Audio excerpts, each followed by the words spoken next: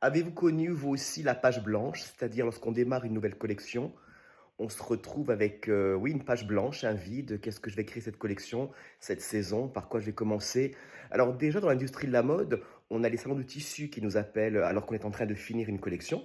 Donc, Première Vision, par exemple, nous invite à avoir les tissus pour les saisons à venir, la saison à venir. Ça nous permet déjà de commencer à voir et avoir quelques envies de matière et de couleurs, même si à ce moment-là, on est en train, en principe, de terminer une collection. Donc j'y vais, je regarde les matières et les couleurs, je commence à prendre, à avoir des idées, et cetera. Mais bon après parfois c'est évident sur une saison, je peux avoir un flash qui m'apporte la nouvelle idée et là c'est facile. Mais parfois c'est vrai que la page blanche, elle arrive. L'industrie de la mode nous oblige à faire des collections tous les 6 mois, printemps, été, automne, hiver. C'est comme ça, c'est le processus créatif de l'industrie de la mode.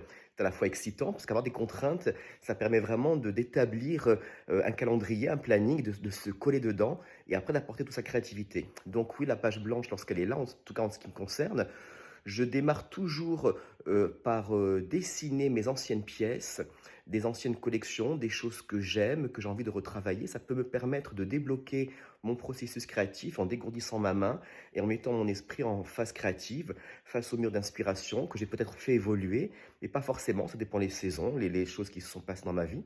Mais voilà, donc parfois la page blanche, c'est en dessinant des anciennes collections que le processus créatif se remet en marche, se remet à vivre, à galoper. Les matières, la recherche également de volume sur le buste en bois me permet aussi de trouver des nouvelles idées, des nouvelles formes. Heu, un créateur est constamment en train de chercher des nouvelles idées, est constamment en train de chercher, de chercher, de chercher. Donc à un moment donné, il arrive qu'il y a une petite idée, une infime idée qu'on va récupérer en plein vol et qu'on va développer pour en faire la prochaine collection. Donc dans le processus créatif, oui, c'est normal. Les trous, les manques d'idées, la page vide, c'est normal. Cela fait partie aussi du processus créatif, des doutes d'un créateur, des angoisses, des peurs et aussi de l'excitation de trouver après une idée et de la développer pour en faire quelque chose d'extraordinaire. Et vous alors, est-ce que vous avez aussi des manques d'idées parfois? À très bientôt.